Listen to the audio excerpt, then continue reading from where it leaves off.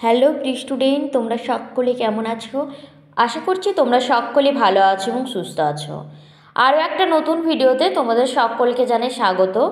আজ আমি তোমাদের বাংলা অনার্সের সেকেন্ড সেমিস্টারে যারা রয়েছে কর্কশ 4 বাকযন্ত্র ও বাংলা ধ্বনিগুলি উচ্চারণ তত্ত্ব অর্থাৎ বাংলা ভাষা তত্ত্ব থেকে প্রথম যে চ্যাপ্টার রয়েছে, ইউনিট রয়েছে, সেখান থেকে আমি পুরোটাই বিস্তারিত আলোচনা করব। গুরুত্বপূর্ণ প্রশ্ন উত্তর সব বলে দেব এই ভিডিওর মাধ্যমে। প্রথমে জেনে নেব বাকযন্ত্র কাকে বলে। না, যেসব অঙ্গ ধ্বনি উৎপাদন সাহায্য করে সেই যন্ত্র সেই সব অঙ্গগুলিকে বলা হচ্ছে বাকযন্ত্র। বাকযন্ত্র কাকে বলে? প্রথমে যেহেতু সিলেবাসটাই মেনশন করা রয়েছে বাকযন্ত্র ও বাংলা ধ্বনিগুলি উচ্চারণ তত্ত্ব, তাই আমরা বাকযন্ত্র কাকে বলে জেনে নিলাম। এরপর জেনে নেব বাকযন্ত্র কত প্রকার। বাকযন্ত্র কিন্তু 3 প্রকার: ফুসফুস ও বাতাসনালী, স্বরতন্ত্রী আর ধ্বনি নির্মাণ। এরপর আমরা যেটা জানবো সেটা হচ্ছে বাংলা ভাষায় মোট কতটি অর্থাৎ কয়টি স্বরধ্বনি আছে। তোমরা তো ছোটোবেলা থেকেই পড়ে এসেছো স্বরধ্বনি কাকে বলে, ব্যঞ্জনধ্বনি কাকে বলে, কিন্তু আজকেও পড়তে হবে। মোট স্বরধ্বনির সংখ্যা 11টি। নেক্সট প্রশ্ন, যেটি খুবই গুরুত্বপূর্ণ একটা প্রশ্ন, এটা তোমরা অবশ্যই মনে রাখবে, সেটা হচ্ছে মৌলিক স্বরধ্বনি কাকে বলে। না, যেসব স্বরধ্বনি নিজে নিজেই উচ্চারিত হতে পারে এবং শব্দ গঠনে ব্যবহার হয় তাদের মৌলিক স্বরধ্বনি বলে। এরা কিন্তু সরাসরি স্বরতন্ত্রের কাঁপনের মাধ্যমে সৃষ্টি হয় এবং উচ্চারণে মুখগহ্বর বাধা সৃষ্টি করে না। মৌলিক স্বরধ্বনি এককভাবে উচ্চারিত হতে পারে এবং নিজস্ব ধ্বনিগত সত্তা ধারণ করে। আমি ভাষাটা তোমাদের জন্য সহজ করে দিয়েছি যাতে তোমাদের খুব তাড়াতাড়ি মনে থাকে এবং অনেক দিন পর্যন্ত সেটা মাথায় থাকে। তাই ভাষাগুলো আমার কিন্তু সহজ, তোমরা শেষ পর্যন্ত ভিডিওটি দেখতে থাকো। বাংলা ভাষার কয়টি মৌলিক স্বরধ্বনি রয়েছে বলো তো? না, 7টি মৌলিক স্বরধ্বনি রয়েছে। কি কি? অ, আ, রস্বই, রস্যু, এ, ওই আর ও। এই 7টি। এই 7টির আমি আবার উদাহরণও দিয়ে দিয়েছি। অ দিয়ে বল, আ দিয়ে বাবা, ই দিয়ে ইট, এরকম করে দিয়েছি যাতে তোমাদের বুঝতে সুবিধা হয়। তোমরা অনার্স করছো, তোমরা তো আর 1 2 পড়ছো না যে আমি তোমাদের এগুলোও বোঝাবো। বলো, তোমরাই আমাকে কমেন্টে লিখতে থাকবে, ম্যাম আমরা 1 2 পড়ি না, তো আপনি এসব কি লিখেছেন এক্সাম্পলে, কিন্তু তোমাদের বোঝাবার জন্য এগুলো আমাকে দিতে হলো। দেখো, মৌলিক স্বরধ্বনির কথা তো আমরা জানলাম, কিন্তু এবারে যেটা জানতে হবে সেটা হচ্ছে যৌগিক স্বরধ্বনি। যৌগিক স্বরধ্বনি কাকে বলে? না, যৌগিক স্বরধ্বনি হলো এমন একটি ধ্বনি যা একাধিক স্বরধ্বনির সংমিশ্রণে কিন্তু গঠিত হয় এবং উচ্চারণকালে এক স্বর থেকে আরেক স্বরে ধীরে ধীরে পরিবর্তিত হয়, কিন্তু পুরোটা একসঙ্গে একটি মাত্র স্বরধ্বনি হিসেবে চিহ্নিত হয় আর কি। যৌগিক স্বরধ্বনির যে ডেফিনেশনটা দিয়েছি সেটিও কিন্তু সহজ রয়েছে। যৌগিক স্বরধ্বনি কাকে বলে? না, যৌগিক স্বরধ্বনি কত প্রকার? 2 প্রকার। যৌগিক স্বরধ্বনি 2 প্রকার রয়েছে। কি কি সেটা আমি দিলাম না, সেটা তোমাদের অত দরকার নেই আর কি। এরপর নেক্সট যে পার্টটি রয়েছে সেটা ধ্বনি। আমরা ছোটোবেলা থেকে ধ্বনি কাকে বলে পড়ছি, কিন্তু ধ্বনি কাকে বলে সে ডেফিনেশনটা একটু তোমাদের অনার্স লেভেলে লিখতে হবে। তোমরা এভাবে লিখবে, ধ্বনি হলো মৌখিক ভাষার ক্ষুদ্রতম ধ্বনিতাত্ত্বিক একক। এছাড়াও আমি একটা তোমাদেরকে ডেফিনেশন বলছি যেটা আমার মনে আছে দীর্ঘকাল ধরে। সেটি হচ্ছে মানুষের বাকযন্ত্রের সাহায্যে উচ্চারিত অর্থবোধক যে শব্দ তাকেই বলা হয় ধ্বনি। এটা কিন্তু আমি কখন পড়েছিলাম আমারও ঠিক মনে নেই, কিন্তু এটা আমার মুখে লেগেই থাকে। অর্থাৎ কেউ যদি আমাকে ধ্বনি কাকে বলে জিজ্ঞেস করে, আমি এই ডেফিনেশনটাই বলে থাকি। এরপর নেক্সট প্রশ্ন হচ্ছে বাংলা ভাষা ধ্বনি কয় প্রকার? তোমরা তো জানোই 2 প্রকার, স্বরধ্বনি ও ব্যঞ্জনধ্বনি। দেখো, যেহেতু সিলেবাসে তোমাদের রয়েছে তাই আমি তোমাদেরকে এগুলো দিতেও বাধ্য হলাম। এগুলো তো দিতে হবে, এগুলো যারা জানো না তাদেরও জানা হয়ে যাবে, তাই আমি কিন্তু এগুলো তোমাদের দিয়েছি। স্বরধ্বনি কাকে বলে? না, স্বরধ্বনি এমন একটা ধ্বনি যা একা উচ্চারিত হয়, অর্থ গঠন করে। ব্যঞ্জনধ্বনি কাকে বলে? না, ব্যঞ্জনধ্বনি একা অর্থ প্রকাশ করতে পারে না, স্বরের সঙ্গে যুক্ত হয়ে শব্দ গঠন করে। এগুলো তোমাদের জন্য বোঝার জন্য কিন্তু জাস্ট আমি একবার করে তোমাদেরকে মানে তোমাদের যেহেতু আরেকবার করে মনে পড়ে যায় জিনিসটা, তাই আমি দিলাম। কেমন? নেক্সট প্রশ্ন আমরা দেখে নেব, বাংলা ভাষার মোট কতটি হয়ে গেছে, এখানে কিন্তু কয়টি হবে, কয়টি স্বরধ্বনি আছে। স্বরধ্বনির সংখ্যা তো 11টি, লিপিতে 11, উচ্চারণে 7-8টি মূল ধ্বনি চিহ্নিত করা কিন্তু হয়েছে। তো বাংলা ভাষার স্বরধ্বনির সংখ্যা কিন্তু 11, এটা কিন্তু আমাদের মনে রাখতেই হবে এবং আমরা এটা ছোট থেকেই পড়ে আসছি। এরপর নেক্সট প্রশ্ন আমরা দেখে নেব। তার আগে বলে রাখবো, আমার চ্যানেলটিকে তোমরা যারা এখনও সাবস্ক্রাইব করে রাখোনি অবশ্যই করে নাও। আমি অনেক গুরুত্বপূর্ণ প্রশ্ন এবং উত্তর আমার এই চ্যানেলে আপলোড করে থাকি। বাংলা ভাষার ব্যঞ্জনধ্বনি কয়টি?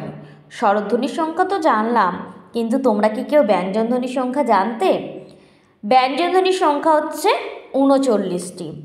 আমাদের বাংলা ভাষায় 39টি ব্যঞ্জনধ্বনি রয়েছে। উচ্চারণ তত্ত্বে আধো স্বর কাকে বলে? এটা হয়তো তোমরা কখনো জানো না। আধো স্বর অর্থাৎ আমরা অর্ধেক স্বরটা উচ্চারণ করে থাকি, রি, লি ইত্যাদি ধ্বনিগুলি হচ্ছে আধো স্বর ধ্বনি। তোমাদের বাংলা অনার্সে, সেটা সেকেন্ড সেম হোক বা থার্ড সেম বা ফোর্থ সেম, যে সেমই হোক না কেন, তোমরা আমাকে কমেন্ট করে জানাবে অবশ্যই। তোমাদের যদি কোনো রকম ভিডিও জানার থাকে, কোনো রকম প্রশ্নের উত্তর জানার থাকে, কিছু বুঝতে না পারলে কমেন্ট করতে থাকবে। এরপর জেনে নেব, মূর্ধন্যস্ব কোন ধ্বনির পর্যায়ে পড়ে? মূর্ধন্য ধ্বনি। অনেকে তোমরা এটা পেট কেটে মূর্ধন্যস্ব বলো না, তাই তো? কিন্তু ওটা আর এখন বলো না, এটা শুধু মূর্ধন্যস্ব বলবে, নাহলে ওই কলেজে প্রফেসর স্যাররা সব অপমান করে দেবে তোমাদের, তাই তোমরা শুধু মূর্ধন্যস্ব বলবে। এরপর রয়েছে দন্তস্ব কোন প্রকার ধ্বনি? দন্তধ্বনি। আর দুটি পশ্চাৎধ্বনি তোমরা কিন্তু দেখেই নিলে, ও আর হস্যু, এগুলো পশ্চাৎধ্বনি। দুটি সম্মুখ স্বরধ্বনি, সম্মুখ স্বরধ্বনি হস্যই আর এ। বাংলা ভাষায় বর্ণমালায় কোন স্বরধ্বনিটি নেই? বর্ণমালাতে কিন্তু এই স্বরধ্বনিটি নেই, সেটা হচ্ছে অ্যা, অয় জফলা আকার, অ্যাটা কিন্তু নেই। ঘ, ঢ, ঝ এগুলি কি ধরনের ধ্বনি? এগুলো কিন্তু মহাপ্রাণ ব্যঞ্জন। তোমরা ভেবো না যে আমি এমনি এমনি এগুলো দিয়েছি, তোমাদের এরকম আসতে পারে, দুটি সম্মুখ স্বরধ্বনির নাম লেখো, তাদের উদাহরণ দাও, দুটি পশ্চাৎ স্বরধ্বনির উদাহরণ দাও, এগুলো কিন্তু 1 নম্বরে করে আসে। এবারে আমরা জেনে নেব, র ধ্বনি কী ধরনের ধ্বনি? র ধ্বনিটা হচ্ছে তড়িৎ ধ্বনি। নেক্সট প্রশ্ন আমি একসাথে লিখে দিলাম, সেটা হচ্ছে ধ্বনি বিশ্লেষণ কিসের জন্য প্রয়োজন? আমরা যে ধ্বনি বিশ্লেষণ করছি সেটা কিসের জন্য প্রয়োজন? সেটা শুদ্ধ উচ্চারণ ও ব্যাকরণগত বিশ্লেষণের জন্য। এখানে যতগুলো স্বরধ্বনি ব্যঞ্জনধ্বনি রয়েছে, আমরা কিন্তু পরিষ্কারভাবে আমাদেরকে এগুলো উচ্চারণ করতে হয়। যদি আমরা একটু উল্টাপাল্টা বলি তাহলে কিন্তু চলবে না। যেমন এখানে আরেকটা প্রশ্ন দিয়ে দিয়েছি, দেখো স্ক্রিনে দেখতে পাচ্ছ, তালব্য ধ্বনি কয়টি? তালব্য ধ্বনি কিন্তু 5টি আছে, চ, ছ, বর্গীয় জ, ঝ, ই। অষ্টধ্বনি কোনগুলো? অষ্টধ্বনি প, ফ, ব, ভ, ম, এগুলো দেখো অষ্ট আমাদের স্পর্শ করছে। অষ্টধ্বনি কাকে বলেও তোমরা পড়ে নিতে পারো, অষ্টধ্বনি কাকে বলে, দন্ত ব্যঞ্জন কাকে বলে, অষ্ট ব্যঞ্জন কাকে বলে, এগুলো পড়ে নেবে।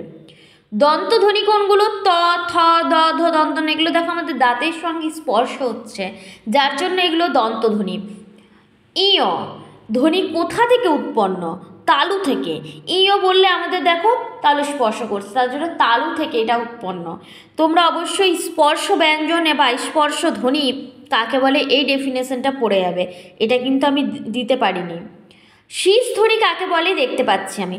শীষ ধ্বনি হচ্ছে যেসব ধ্বনি উচ্চারণের সময় বাতাস মুখগহ্বরের সরু ফাঁক দিয়ে বেরিয়ে এক ধরনের শীষ বা শো শো শব্দের মতো শোনা যায়, সেগুলি হচ্ছে শীষ ধ্বনি।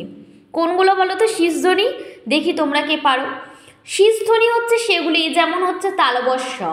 দেখো আমরা অনেকে তালিবস্য বলি না, তালিবস্য, তালিবস্য কিন্তু না, কথাটা হবে তালবস্য, তালব্য থেকে সৃষ্ট। দন্তস্য, যেমন সাপ, সকাল, এগুলো দেখো অনেক জায়গায় আমরা এখনও বানানে ভুল করে থাকি, কোথাও দন্তস্যর জায়গায় তালবস্য দিয়ে থাকি, তালবস্যর জায়গায় মূর্ধন্যস্য দিয়ে থাকি, কিন্তু এগুলো করো না, এগুলো কিন্তু নাম্বার বাংলা অনার্সে কেটে দেবে। যেহেতু বাংলায় অনার্স করছো, বানান ভুলের কোনো কিন্তু জায়গা নেই এখানে, তাই তোমরা একটু মাথায় রেখে করো, দেখবে খুবই ভালো নাম্বার আসবে। যৌগিক স্বরধ্বনির সংজ্ঞা প্রকারভেদ উদাহরণ। তোমরা বলবে ম্যাম আমি একটু আগে যে যৌগিক স্বরধ্বনি পড়ে এলাম, আবার কেন দিয়েছেন? না, এটা এই কারণে দেওয়া, এটা কিন্তু আর 2 নাম্বারের প্রশ্ন বা 1 নাম্বারের প্রশ্নের জন্য নয়, এটা তোমাদের মান 5 বা মান 10-এর ক্ষেত্রে। তোমাদের যদি মান 10-এ প্রশ্ন এরকমই দিতে পারে যৌগিক স্বরধ্বনি কাকে বলে, সংজ্ঞা প্রকারভেদ। তো আমি সংজ্ঞাটা একটুখানি দিয়েছি, তারপর তোমরা নোটস বানিয়ে নেবে। আর নোটসগুলো যদি তোমাদের লাগে তো অবশ্যই কমেন্ট করে জানাবে, আমি চেষ্টা করব দেবার। এরপর আরও একটা প্রশ্ন এখান থেকে আসতে পারে, সেটা হচ্ছে বাকযন্ত্র কাকে বলে? বাংলা ভাষায় ধ্বনি উৎপাদনে বাকযন্ত্রের ভূমিকা আলোচনা করো। এখান থেকে খুব বেশি প্রশ্ন আসবে না, বা খুব বেশি প্রশ্ন আমিও দিইনি, মাত্র আমি 3 থেকে 4টে প্রশ্ন দিয়েছি, যেগুলো তোমরা বড় নোটস তৈরি করে রেখে নেবে নিজের কাছে, আর কি পরীক্ষার জন্য প্রিপারেশন করে নেবে। দেখবে পরীক্ষার হলে গিয়ে এই 4টির মধ্যে এই ইউনিট থেকে কমন এসেছে। আরও যে ইউনিটগুলো বাকি আছে সেগুলোও আমি আস্তে আস্তে সব পড়িয়ে দেব। এরপর নেক্সট প্রশ্ন আমি দিয়েছি, বাংলা ভাষায় ধ্বনি কাকে বলে? ধ্বনির প্রকারভেদ আলোচনা করো। এগুলো কিন্তু 5-এর ক্ষেত্রে দেবে। বাংলা ভাষায় ধ্বনি কাকে বলে, ধ্বনির প্রকারভেদ একটু বড় করে তোমাদেরকে বিস্তারিত লিখতে হবে আর কি। আর ধ্বনিগুলির উচ্চারণ তত্ত্ব, এরকমভাবে তোমাদেরকে একটু সাজিয়ে গুছিয়ে নোটসটাই তৈরি করতে হবে। এরপর লাস্ট প্রশ্ন যেটা আমি দিয়েছি সেটা হচ্ছে বাংলা ভাষার ব্যঞ্জনধ্বনি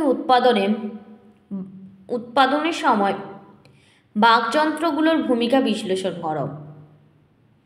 তো এটাও কিন্তু মান 5-এর ক্ষেত্রে একটা গুরুত্বপূর্ণ প্রশ্ন।